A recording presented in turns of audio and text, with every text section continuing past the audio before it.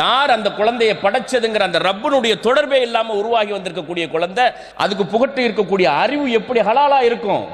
பகுத்து பார்க்க தெரியுமா அந்த பிள்ளைக்கு? எது ஹலால், எது ஹராம், எது என்னுடைய கலாச்சாரம், எது மாற்றானுடைய கலாச்சாரம், புறக்கணிக்க வேண்டியது என்ன, என்னுடைய கடமை என்ன, என் தாய் தந்தை யார், என் மனைவி யார், மக்கள் யார்?